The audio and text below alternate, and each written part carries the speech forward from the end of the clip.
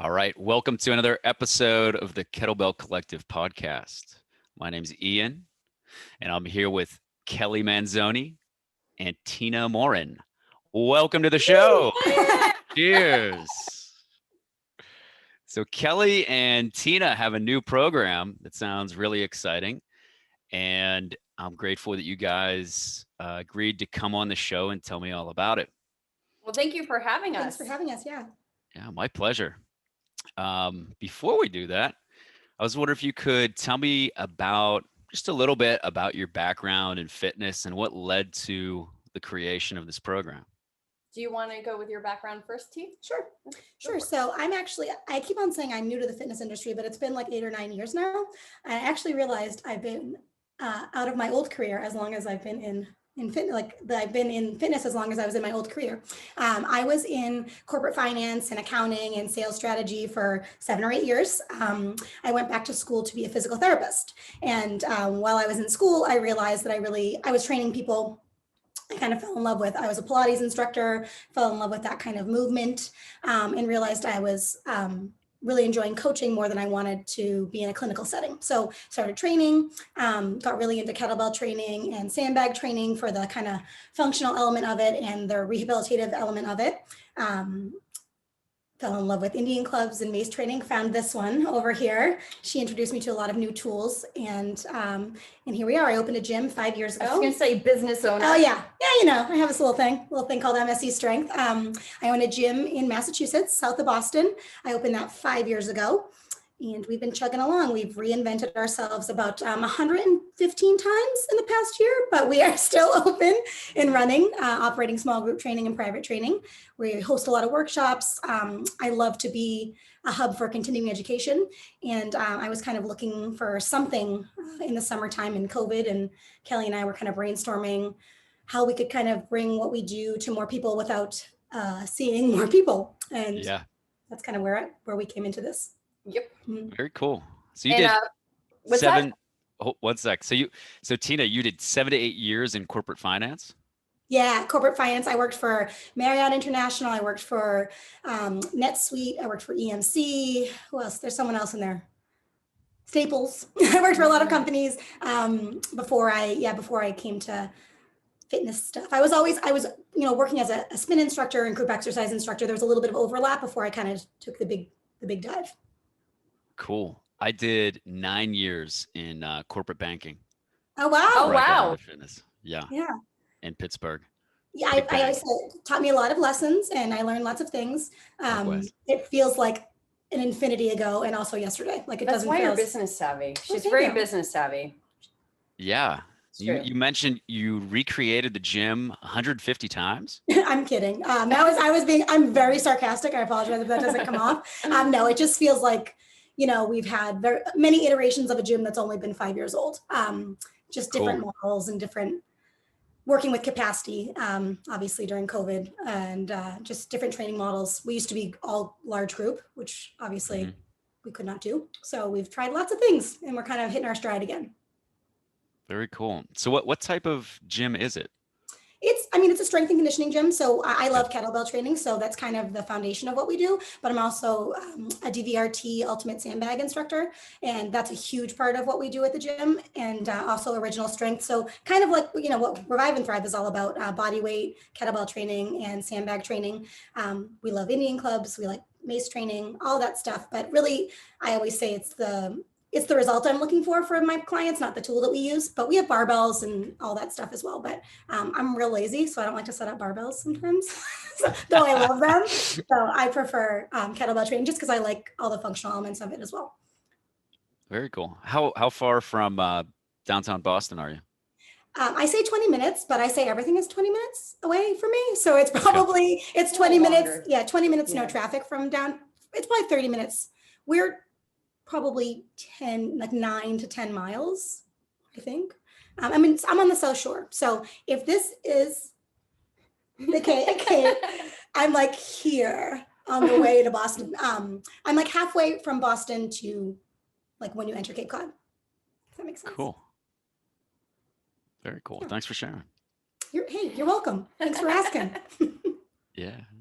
And Kelly, tell us about your background, please. Well, lifelong athlete. In my childhood, I did many years of gymnastics and dance, and then did various sports in high school. I was a pitcher for softball for a hot minute, but track team, I threw the discus. I was a swimmer, so I did butterfly and breaststroke were my favorite.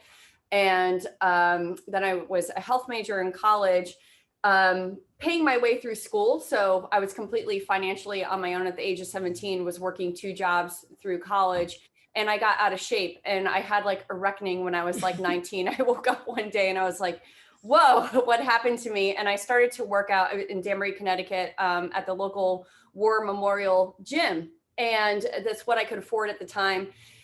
And people started to stop me, like thinking that I worked there. And I'm like, I was one of the, I'm 41 now. And during that time, there wasn't a lot of women in the weight room. They were mainly just doing cardio machines. And I started kind of getting back into a lot of like calisthenics and really kind of testing what my body was capable of. And in my early 20s, I moved down to Orlando, and it happened again. I was working out at a gym, and I got stopped a few times. People thought I worked there. And I was like, this, has happened in Connecticut. It happened in Orlando. And I'm like, I think I found my career. And so when I moved back to Connecticut, and I started to look into personal training, and there was an overlap. I was waitressing at the time. And I've been a personal trainer since I was 23. So that's 17, almost 18 years now. Oh my God. Oh my God. Woo, feel amazing. In Connecticut, but I always kind of, I started off in corporate fitness in New York Sports Club, which was great for like, being new in the industry. But I learned very quickly that I didn't quite fit in, because I didn't understand the concept of sitting everybody down and having them like go on a marker, like when they have this setup of like the 10 machines and you're a new trainer there and they're like, and you're going to tell them to do this. And I'm like, I don't get it, and I put in a lot of time, and I went from floor trainer straight to master trainer. And I was still kind of like curious about movement culture itself. So not just exercise, the history behind the tools that we choose to use, or physical culture and how it's evolved over the years. And I started to like outsource my education. So, with corporate fitness, they would give you discounts for certifications and stuff, which is great for education. But I started to seek out like mentors or seek out companies outside of that. I had a choice to do a Kettlebell certification through their gym. And I looked at the content and I was like, okay, this is not for me. And I called over to a kettlebell facility in Norwalk, which happened to be my mentor's chain, Punch Gyms, which was of Art of Strength by Anthony DeLugio. And that was in 2008. Though I had been using kettlebells for some time, I was the first person to bring in the kettlebells into the gym. And back then they had them chained up, like they're like, you're not touching those. And Anthony, and that was like a real crossover for me, that the education that I got from him, a lot of the tools behind me are still from my Art of Strength days from 2008, 2009. I started writing articles for him throughout my pregnancy. And over the years, I've been asked many times on podcasts, like, could you describe yourself? And I can't put myself into a box, because I work in mainstream fitness in, Westport, Connecticut, and Fairfield County. But then again, I have a real passion for circular training and the history of movement. And so that evolved over the years. I actually still have my Balava maces that Anthony introduced me to back in 2009. But over the years, Paul Gray has been very monumental. Obviously, my mentor, Paul Volkovinsky, who's in Australia. And I've evolved into the education pieces as I've gotten older. And so it was probably like 3 years ago now, I think, when I started my own workshops. And it was, I'd originally been contacted by groups of personal trainers in New York to do workshops, and I turned it down a few times, and my husband was like, pew, pew. Not literally, but you know what I mean? He's like, why are you doing that? Same side effects. They're reaching out to you. And I'd always wanted to get into education and to evolve in my career. And so I finally decided to get out of my way. In the past 3 years have been formulating and organizing unique events, hosting them, putting everything together, and then creating my own workshops and now online content that's available for people.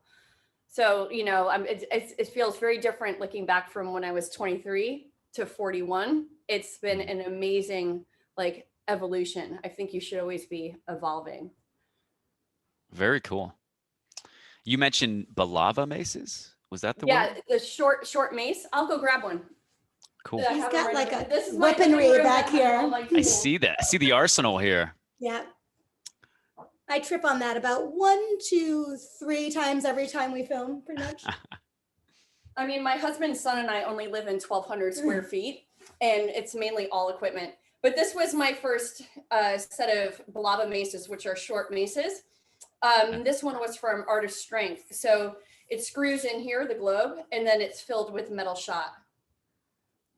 Cool. And so does that make it adjustable? Yes, it's adjustable. Yep. Not in length, in weight. Right. Yep. So where did that implement come from? So the balavas and gadas come from India, whereas like the meals come from ancient Persia and Iran. Cool. And Indian clubs came from India, and there's also various clubs in there's Jori, which are their longer clubs, and so there's like an overlap with the modalities. The British Army adopted Indian club training, and then brought it into England, and then it evolved from there. It was actually an Olympic sport for 2 Olympics, Indian club swinging. Oh, really? Yeah. Very cool. And I love it. It's a great compliment to like all the kettlebell training, especially like when I was for that brief hot minute when I did kettlebell sport, like all that high volume overhead, my body was like, oh my God, I need to cross the midline, tie in the X of the body, get out of various planes of motion. And so I think it complements kettlebells really well. Very cool. Do you know what they were originally used for? Were they for some type of fitness training, or were they weapons? Back in the day, weapons for, training for combat. And then it became like a way for conditioning, strength and conditioning. Very cool. Yeah. Very interesting background. We're pretty different. Combined. Yeah. Cool. So you have the gym experience, and then you have your evolution with the history of movement. Both of you interested in all these different implements. So where did the program you have now come to place? How did it form?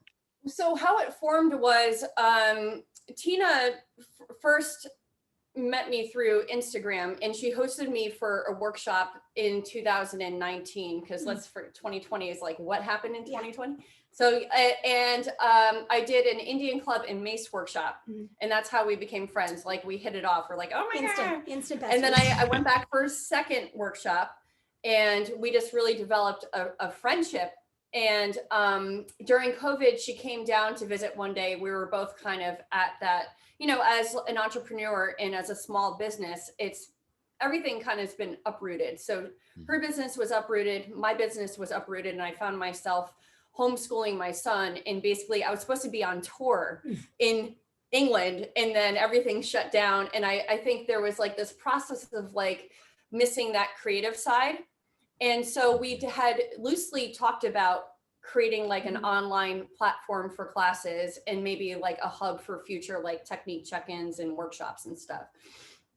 And as COVID times continued, which still going. Still going. I was naive thinking, it'll just be a few months. And so then it was nearing the fall. I believe like you came down again, and we're like, okay, let's revisit that idea. Yeah. And it's more of like online classes versus like a program specific.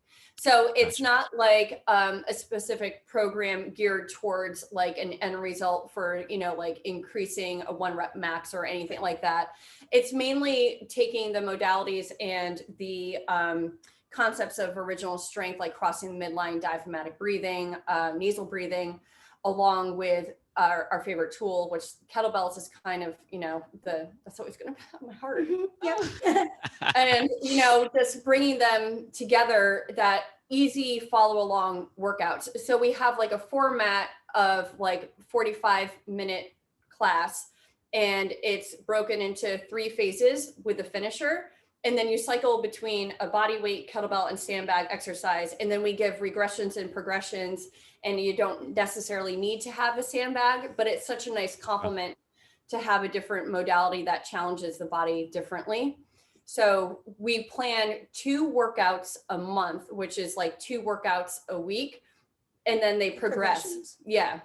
So there's like week 1 and 2 for phase 1. Then there's week 3 and 4 for phase 1. And they're really easy to follow. Stacy, who works for Tina, is fantastic. She's the best. Thank you for all her hard work. So she's editing everything. She's getting a PDF file, all organized.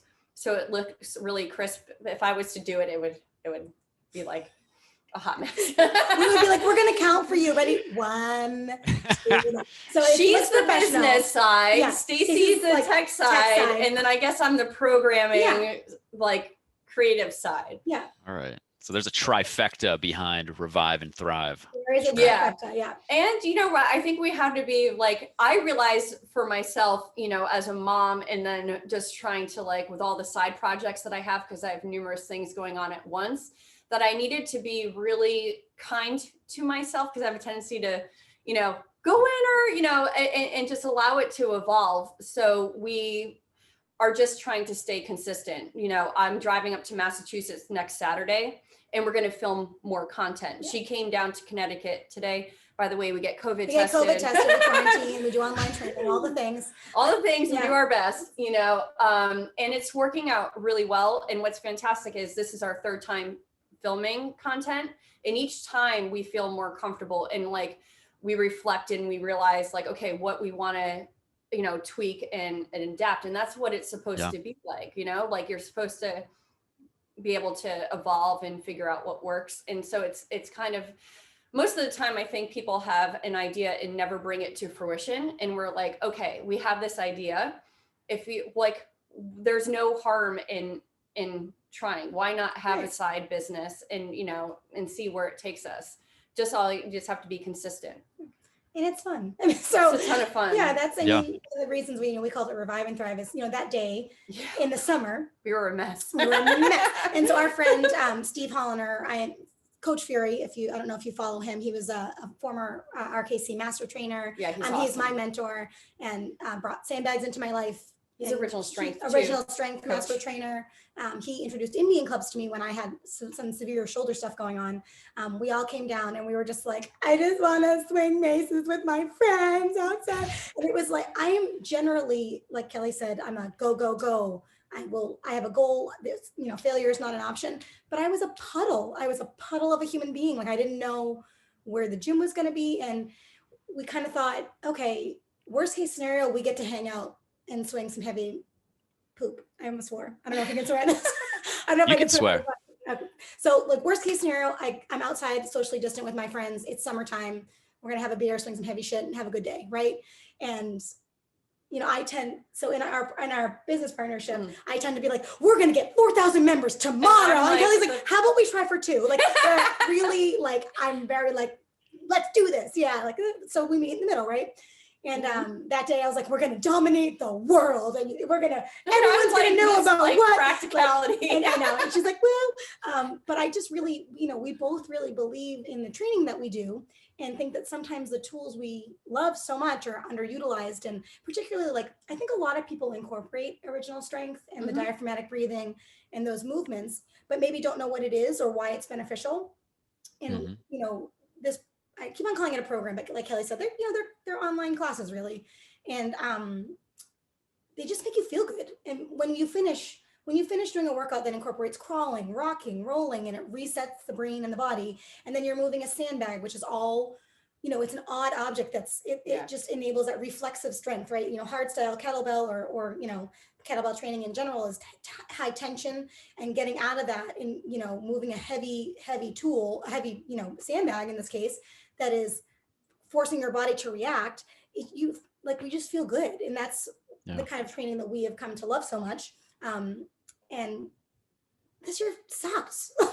Like we just want people to feel good, and that's why we're still feeling it. But we liked to, one thing I personally, my goal for 2020 before the world exploded was to have my gym be even more of an education hub and host all my friends. I'm lucky enough to have like super smart friends that teach all the things. And I was like, I'm gonna have all these people at the gym and teach all these workshops. And then I get to learn, and it's just a bonus. Talking about evolving, I still feel like I'm new to this industry, even though it's been 8 years, and I want to learn and grow. And it all just came to a screeching halt, and we were like not doing great. So, and it feels like we're kind of doing that now. Like we had our first live workshop. Kelly hosted our first live workshop oh my 2 weeks ago at my gym. We did a very socially, there were 10 people instead of probably 30, but there were people there in masks, and it was freezing. But it was freezing. And we opened the gym. So my gym, we are a big open air warehouse. We opened the doors to have it was cold. She was being a little dramatic about it, but it was chilly. And but it felt so good. And it was great. Yeah, and that's kind of what this was for us, was kind of a little, we hope, it gives people, a little something to work with and feel good and get strong and feel better. Consistency factor, that's where Revive and Thrive, like the title came from, was like, all right, like we've been through a lot of shit. And I know for myself, I was very spoiled by my career. Let's be honest, because while my son was in school, I was basically able to go about my day. And then my schedule no longer was my schedule. My entire day evolved around Leonardo's schedule, which was kind of a first for me. Like normally, like he goes to school, you have the whole day, and then everything was closed and everything was flipped upside down. And so it's like you have to kind of revive yourself in order to thrive. And at the end of the day, we all want to thrive. And so we were sitting there like coming up with names one day, and I'm like, Revive and Thrive. That's basically exactly what we're doing. We're trying to like revive after this hell. Yeah. And I've never been one for like classes and stuff, even though I've taught group fitness for 20 years, basically. I don't normally take a lot of group classes or follow a ton of programs. I'll do a program here and there that my friends do, but my husband bought a rowing machine that is like the Peloton of rowing. So we have a hydro row, and it's like live classes. And I was like, what? I thought we were getting a concept too. That showed up in quarantine, and it saved my life. And I was like, wow, there's value to it. In like, the tech stuff. Cause I feel like a dinosaur in some ways with just like the online hub of teaching and everything wasn't what I normally do. It's normally in person. Then I found myself teaching virtual workshops and Zoom sessions. So it's been great because we've had to thrive, right? We've had to evolve over the past year. And now I see a lot of value in now like online classes and programs and video and PDF file, versus always the in-person element. Absolutely. I think that's really cool. You're addressing a big need for people, for sure. And then the iterations are interesting too. You're just playing with ideas and then following through.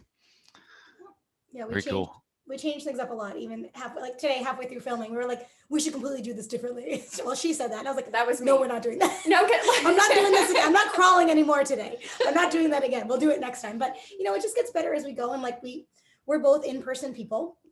And I was pretty resistant. I mean, I wasn't resistant to, MSC. The second we had to go online, we went online immediately. We were closed one day when Massachusetts had a shutdown. We were open the next day online, full classes, same schedule, all that stuff. But admittedly, I don't like to use the word hate because it's negative language, but it is not my favorite. And I was resistant towards doing something like this. And the only way it would have worked is if it was going to be fun for me. And in the thought that, okay, I can help more people now. I can introduce sandbags. Like I feel like sandbag training is not super popular, and I don't understand it because it's so awesome and fun. And kettlebell training is getting pretty popular, which is great, but there's still people that are scared of them or call them kettlebells. And, there's just stuff that, things that are common to us. And that people just don't know about. So, maybe through someone doing this workout, maybe someone sees Kelly's page and sees a Persian meal or sees an Indian club and it's like, that's cool, because it is. They're super cool and badass looking, and it attracts people. Like, what is that? And they can learn about these new tools and implements and just different kinds of training that have changed what we do a lot. So I found for myself, because typically, like with the online training that I've been doing, and especially through the pandemic, is most of the people I train online are fellow fitness professionals. They're a few novices, but like right now I've got a guy in Spain who is a fitness professional, and I'm consulting him on his business and introducing circular training into his golf program. And I've got a Pilates instructor in California that I train with stick mobility, circular training. And I've got another fitness professional in New York who's also an actress, and she is doing circular training. So I found that with Revive and Thrive, I could have another demographic that I could reach, because normally people will ask for online training for a specific skill versus just like workouts. So I find that like this way I could give people that funnel into my feed or are interested in working with me other, ways to kind of exercise that could be more of what they're looking for too. Yeah. You mentioned, can you tell me a little bit more about the programming? Like, I think you mentioned there's like, it sounds like there's a core workout and then you build upon it. Yeah. Do you want to? Sure. Well, so the kind of the format that we're using now, which we could change this tomorrow, so don't quote us. But right now, we don't like personally how we train. I don't like a 20-minute workout, like a quick I have to do that a lot of times, right? Or break up my training, but we like to work out for 45 minutes or so, or an hour. So our program right now, they're twice a week classes, program A, program B. And then we have progressions throughout the month. And they're kind of set up now with each phase of training. There's a bodyweight exercise, a kettlebell exercise, and a sandbag exercise, which again, we give variations for the sandbag exercise, and we progress. So for example, I'm going to use the sandbag just because it's top of mind and I'm staring at a stack of them. It's my kitchen. I'll turn you around for a second. So there's my kitchen, and it's totally cool to have a bunch of kettlebells and maces on the ground. Of course. Legos, and here we go. But for example, week 1 might be a stagger stance deadlift, which would be a single leg deadlift variation with a sandbag. The next week would be a deadlift to a clean. So just a progression. So you're learning exercises. We have a technique library where we teach different sandbag exercises. So, we don't want to limit anyone, but you do kind of need a baseline kettlebell knowledge. And if you don't, then we have a tier of the membership that has a lot of technique breakdowns. Mm-hmm. And we're offering technique check-ins. We're not calling them workshops, but technique check-ins that are live that we're going to be doing periodically. So members of the program and, other people can pay to join, where we say, okay, we're going to tackle the swing today. I'm a hardstyle kettlebell. Kelly has hardstyle and sport. So we kind of have a good background in teaching those things. So we're going to just break down different exercises as we go. And AMRAP format. Yep, AMRAP format. So sometimes we have EMOMs though. That too.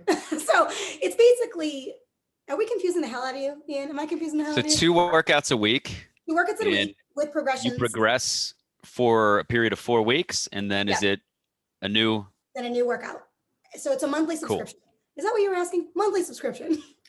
And each phase, so that like each workout, if you're taking like one class, it's 45-minute duration. And if people need to go longer or shorter, they can. But it's broken down into like 3 phases that are typically like a 12-minute AMRAP or EMOM.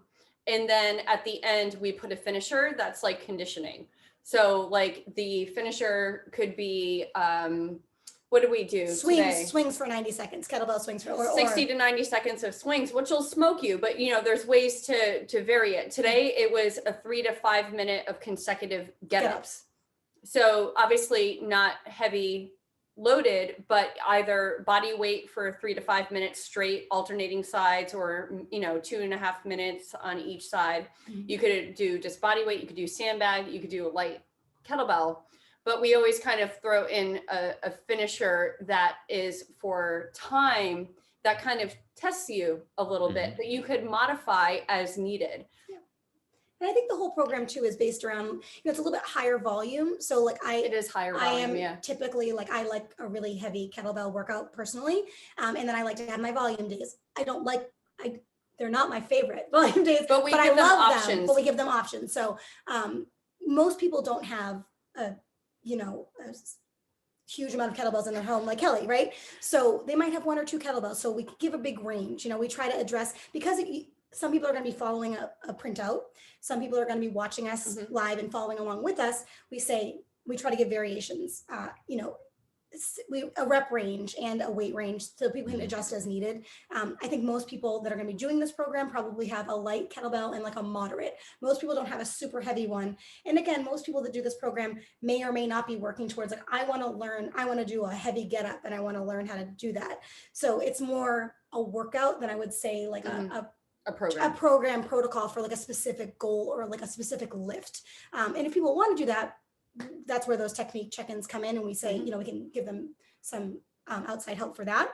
But it's building conditioning, building overall strength, and just building overall like coordination and all that stress relief. I like the idea of the progressions that you're doing. Yeah.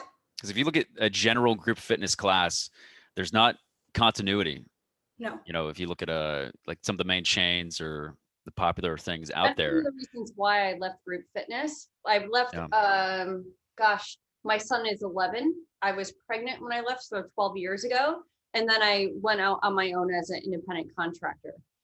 Like I got a great start, but then I realized like I was teaching so many group fitness classes, and I started to evolve them within like the framework of what was allowed, because I wanted that, that continuous like progression. I always offered regressions like based on the group.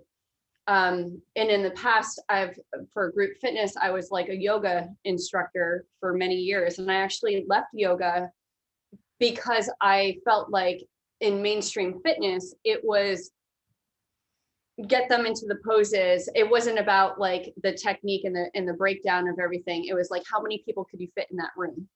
And I just didn't fit the mold, and I started to strike out on my own, and I developed my own, like right now I have my Sturdy Athlete program, which is for local tennis and golf players. I started in New Canaan before the COVID happened. And now with my son's school, I couldn't make it down there, but a country club in Fairfield picked it up. And I incorporate original strength resets, stick mobility, basic Indian club patterns, and some footwork on the sand dune here and there for like a comprehensive approach. Because I realized a lot of these women who play tennis and men who are playing golf and tennis, that are basically walking around a revolving door of going into PT. They're constantly cycling through PT. I'm like, you have to train for tennis and train for golf. You can't use golf and tennis to get fit. Mm-hmm. And I brought a service locally to them to help them stop the cycle of PT. And oftentimes more than not, I would ask the women, what are you doing? And this is where our classes come into play, is they're like, I go and I do spinning and I'm doing this. And I'm like, okay, that's great that you're at Orange Theory and it's great that you're doing spinning. Mm-hmm. Fantastic, not going to knock it, but that's not specific for your goals. And if you're taking ibuprofen every day, you've got a sleeve on your elbow and you're still dealing with tennis elbow, yet you're going to go and do 50 burpees, it's not going to ever heal. So I developed this program for them that I bring to them. So I bring my stuff to the country club, and I bring my sticks and I have my cart full. It's a workout for me because I'm like, and another trip. Carrying it again. And and then but it's brings me so much joy because I want them to get to know their feet. The great thing about kettlebells, and I know because you're a kettlebell enthusiast, right? It's that dexterity and the communication of the palm. So that's what I want to bring to the women, is not always fitness isn't just fitness. It's how you implement the tools that you use, how you connect to the tools that you use. And if your grip is healthy and your feet are healthy, then everything in between most likely will stay healthy. Mm-hmm. So the programming for Revive and Thrive has that backbone of that thought process. So it's mainly like, yes, it's a challenging workout, but we give suggestions throughout, because one of the biggest things, I mean, I'm not a massive like programmer, because I believe in intuitive training, and then I also believe in customizing it for the individual. Like if I don't know now we have a product where I don't know the audience, so I don't want to funnel them into something that might not work for them and they're fighting for 10 and 10 reps. I want to say, like, if you're comfortable with that moderate to lower weight for 6 and 6, that's what you do. You know, like it's about working smart. And I think sometimes, you know, especially the older that I get, because I feel better than I ever have, and I'm thinking about what I do now is going to prepare me for the decade to come. And that's the same thing that I say in my Sturdy Athletes program. You know, if you're injured in your mid 40s and 50s in tennis, but you love this so much and you're playing golf and you want to do this a decade from now, you have to approach it. And with Revive and Thrive, that's why I want to take the technique check-ins and stuff like that and really get to know the audience. Right now, it's kind of in its infancy stage. So you have to develop the product. But my hope is to personalize it like everything else that she does in person and then I do in person. And it's not about numbers or, you know, like this vast thing. It's about getting like a small group of people that say, okay, hey, this resonates with me. Yeah. Cool. As you were talking, I was thinking back to when I started CrossFit many years ago, but I got in there was all this cool stuff going on, and I just got addicted to the rush. Right. You know, I was just like, wow, I haven't felt this since playing soccer as a kid. Yeah. You know, a little bit of competition there, doing all this, but I wasn't sure, like, was I progressing? Was I building strength? Was I consistently growing my cardio? And then my joints were just like, no. And for like sustainability, right? Yeah, it's not sustainable. But I mean, I don't know if you like anyone, I think in the fitness industry, I think many of us like, well, I've been a lifelong athlete. Right. Like you tried CrossFit, tried all those things. And I loved CrossFit, and I know many amazing CrossFit coaches, but there's a point where that programming, that WOD is not for everybody. Right. And so we're trying to make this program and our classes for everyone and kind of introduce this, you know, everyone says progressive overload. That's a thing. You need progressive overload to get stronger. Progressive overload doesn't always mean a weight. And to be clear, I love to lift heavy. That is one of my passions. I feel great. I mean, like she is so tiny. And the other day she was swinging a 150-pound kettlebell, like no problem. I mean, she's like almost 100 pounds soaking wet. I'm all legs. Like, look at me. I'm all legs. But you're strong. But that is my I enjoy that. That's what feels good for me. But it crushed my body. And then I met Fury. And it's funny because our friend that I mentioned earlier, I got introduced to Sandbags. And, you know, Sandbag training can be done light, and it can be corrective exercises, and it can be stability exercises, but you can use, they have a, you know, I'm personally talking about the ultimate sandbag. There's all sorts of sandbags. I love them all, but in the system that I use personally in DVRT, there's a big bag called the Burley bag. And thing is my favorite piece of equipment because it's just huge and it's heavy, but it's only really 80 pounds, but it feels like 150 pounds. So your body responds to it differently. And I am lifting heavy, but not all weight is created equal, you know, so my body responds to that weight and it's heavy. So I can swing at 168 kilogram bell, but I don't do that often. I didn't touch it till that day. Our friend from Jeff Butterworth from our strength training brought it down, and I never touched it before, but I could do it. And that's what matters to me. It's a testament to the foundation. Should I need to use my strength? Like, should I have an 80-pound amazing chocolate lab, and he is getting a little old. So should I need to pick up my Labrador? I can, and I'm only up at 120 pounds. But strength is important to me. Being strong, it makes me feel better. It gives me confidence. And you don't need to lift quote unquote heavier to do that. Foot position, hand position. We talked about, you know, dexterity, hands and feet, activating through the ground, crawling, using no weight at all. Those things make you stronger. And I think some people aren't even introduced to them. And shout out to Tim Anderson from Original Strength, who crawled for 1 full mile. I came across, like, in the YouTube suggestions like a few weeks ago, it popped up on my feed, and it was like, I think it was like 7 years ago. he goes around a track and literally crawls for 1 full mile without ever touching down Do you or ever stopping. crawl, Ian? That is do you ever I do crawl. You Yeah. a crawler? Yeah. So if That's insane. that is insane. Did he wear gloves? It's superhuman. Did he wear gloves? He wore gloves Kidding. for that. Yeah. Hmm. But like I look at, he's an example of the type of strength that I feel like, you know, as I'm, what you said, like my husband and I, when we were on our honeymoon, we got introduced to CrossFit. So that's in 2008. We were in Maui, and of course, like he marries a personal trainer. I'm like, we're getting a personal trainer on our honeymoon. And we stayed in touch with him for a few years, but he was the one that introduced us to CrossFit. And my husband at that time was like, this is what I want to do. And so I started to train him in, this is like before like boxes were even really open around here. But he actually, like he has a seizure disorder, an AVM in his brain. And his first seizure occurred during a CrossFit workout. And that's when, not just, that didn't necessarily trigger it. It was already in his brain, but like it happened, that episode occurred. And what I wasn't having my clients train in CrossFit, but my husband was. And I was like, okay, that really brought pause to how intense and unregulated CrossFit was at that time.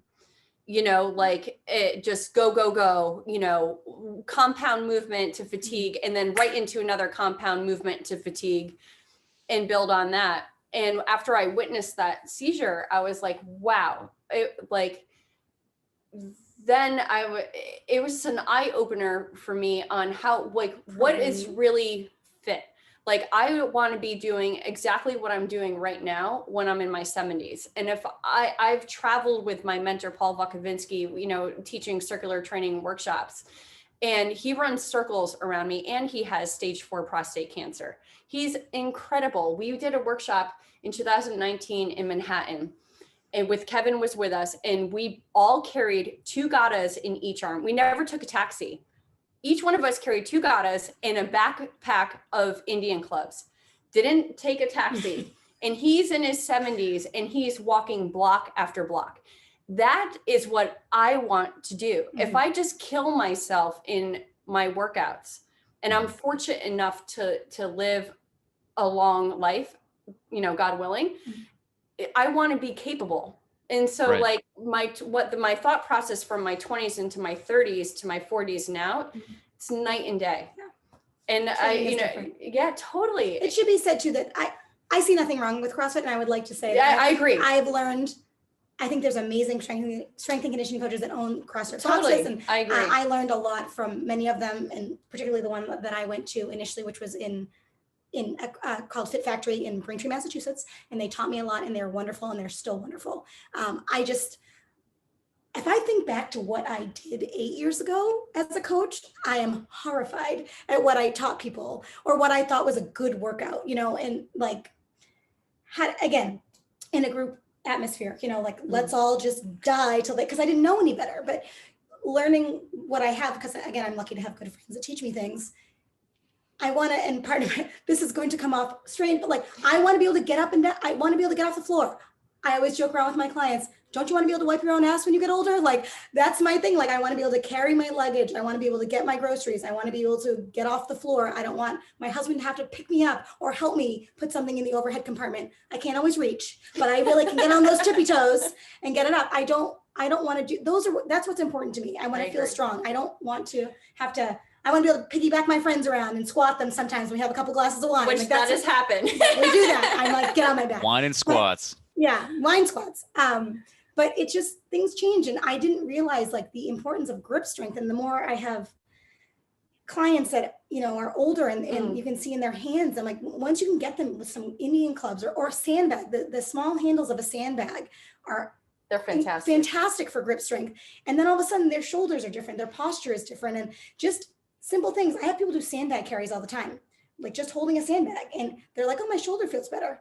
It's magic. You know, it's those kind of training tools. And it's not super common. So we hope to be able to bring that kind of stuff to people that maybe don't notice or don't know about it now, and maybe take notice of these kind of new tools, especially the things that we like, and not poo-poo the bodyweight training, you know. I'm not great at bodyweight training. That's not my favorite thing, but it's essential, and you need those tension principles to carry over into your lifts too. So it's just, even as we get old broads like us, you know. I think a lot more people are going to be. I haven't even tapped into the best I know. years. You always say that. She always says our best years are our strongest years. Oh, are yes. and I subscribe to that. I am Just so getting much stronger. started. I'm so much stronger at 37 than I was at 27. So it's been moving in the right direction. Moving in the right direction, right? Yeah. How old are you, Ian? I'm 36. Yep. Yeah. See, it gets better, Yeah. right? Yeah. Don't you feel better now than you did at 26? I do, and I have, and I mostly owe that to injuries from Right. not paying attention to movement and just from being addicted to the high of the intense workouts. Right. When did it kind of switch for you? Just curious. I had elbow pain, medial elbow pain for a couple years, and actually I had ocular migraines after intense workouts. My husband has those. I'm so sorry. Yeah, so I started, it'd be like 35 to 40 minutes after a workout. All of a sudden I see a little squiggle line and I'm like, what's going on? And then I feel, it wasn't pain, Right. but I have an ocular distortion. I get that. My I get that from husband stress. has that, Yeah. and my husband has that. It'll last for like 45 minutes Yep. to an hour, and then I feel kind of crappy Yep. for the rest of the day. But then I come back. So yeah, it was me wanting that intensity and just like, wow, this is so great. But clearly I wasn't approaching it in a smart and measured way. Had I continued down that path, there's no way I would be walking around a city with 2 Indian meals, you know, at age 70. Right. So it was an injury. Yeah. Yeah. I had what was it? My son was maybe 2, and I got food poisoning from a salad at Serendipity in the city. And I got Way to call it out, colitis. Kelly. No, hey, I was sick for 4 years with colitis after a serious, it was the year that spinach and cantaloupe were in the news for Listeria and Salmonella. And my husband and I were with a couple, and we were like walking through the city and everything. And everybody's like, we go to the restaurant and everybody's having a burger. I'm like, I'm going to have a salad. Which I would, It's healthy. never do that. I eat burgers too, but that day I was like, I'm having those salad. And it had cantaloupe and spinach in it. all the salmonella. That Monday I got sick. By Saturday, funny. I crawled to my neighbors. I was home alone and I was shaking. I was so dehydrated. And that's how you fell in love with crawling, right? Yeah, basically. She was so strong to crawl. Yeah, that's how I was like. This is fun. I feel awful. Yeah, this is fun. it. This is great. But I went to the hospital. I was hospitalized twice. I was put on antibiotics for several months, heavy antibiotics, and it ruined my body. It ruined my system. And at that same time, my husband's family business closed, and I became the primary breadwinner, the sole at that time. And my body was under a tremendous amount of physical stress and mental stress. And I was in my mid 30s to late 30s, mid 30s. And I was working 7 days a week in fitness, and I demonstrated a push-up to a client. My back lit up like a firecracker. I never had experience in anything like that. And I had to recover from colitis that emaciated my body. I mean, I was down to a size 0. That's how sick I was. And once I started recovering, that's how I created my, my friends were like, you should do Instagram. And I was like, no. I was like, and then all of a sudden I put stuff on Instagram. And then it took off, and I was sharing, getting my strength back. But like, I think it takes something like you're saying, like when you have like a medical thing like migraines, which I've witnessed my husband have, or like the ocular stuff. And she will be like, I can't do anything today. I've had a migraine. I'm blind. Like if you're coming back from something, I think you have a deeper connection to understanding what well-being really is, or what, like, you know, what, like working out or you know, you just have like a different lens because you've been compromised. And after that, that was a real wake-up call, because I'd been compromised and I had to fight through. And witnessing a lot of seizures and migraines, like, it makes you probably approach things a little bit differently, because you're thinking about like what's to come, I think, or management. It reminds me of a quote: 90% of people are motivated to move away from pain, but only 10% will actually move towards something good or something healthy. So unfortunately, I think most people are only going to get here through injury, through pain. And I find, like, even, I don't know, I'm sure you both find, like, I have some nagging tendonitis and stuff here and there, and I try to be very mindful of it now, but sometimes I don't even notice I'm in pain, because I like an intense workout, but I'm finding new ways for intensity. Like, again, the sandbag, or, you know, do several minutes of kettlebell swings instead of doing them, you know, super. It's just different than, it's just different. Things are just different. Mace swing. Like, do you do breath holds at all? Yeah, we do a lot of nasal breathing. So, I mean, do 90 minutes of kettlebell swings, nasal breathing, do carries. 90 seconds. Oh yeah. 90 minutes would be a lot. Actually, yesterday I did 60 minutes nasal breathing. Oh, you did? Yeah. Do you take your mouth? Breath, this is with the breath ladder. So you do one swing, put it down, take 2 breaths. Are you a Strong First instructor? No. Oh, that's a technique. A friend of mine who told me about that. Yeah. Learned it in a Strong First.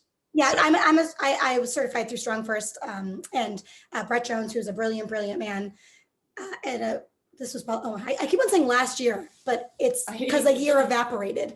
But he often does that in certifications as the breath ladder, and it is so hard. I love nasal breathing. Yeah. That's how I primarily train now. Me too. I dig it too. It's huge. So with Brett Jones in the ladder, could you tell me a little bit more? Why do they do it, and how long do they do it for? Well, so in the certification, I'm not sure what you'd have to ask him what his reasoning is behind it. I mean, nasal breathing is good for you for lots of reasons, I'm sure you know, but in that particular instance, when he did that, most recently, I was assisting at a certification in Boston at Skill of Strength in Boston, who Mike Perry and Amanda Perry own it. It's a wonderful gym. You should follow it if you don't. They're great people, and they're very smart. Yeah, you should get them on this podcast. They're wonderful. But it's, you know, like the last workout of the day, one of the days it was, and I think he had done it. He instructed my level 2, and I believe we did it there as well. It's just like a workout. But I mean, nasal breathing, as you know, it basically down regulates your system. You know, if you're nasal breathing through your nose, pressing the tongue to the roof of your mouth, it opens your airways differently. It takes you out of fight or flight into rest and digest. So I nasal breathe in between big sets. If I was powerlifting and deadlifting, I would nasal breathe and rock in between sets. It takes your body out of panic, really. I mean, as in the simplest way to say it. That's obviously, you know, a fundamental piece of original strength training is that nasal breathing. It does also make it super challenging. It just makes it more challenging. I don't know the reasoning for the latter per se, more than a work to rest ratio, but it's hard and it's cool.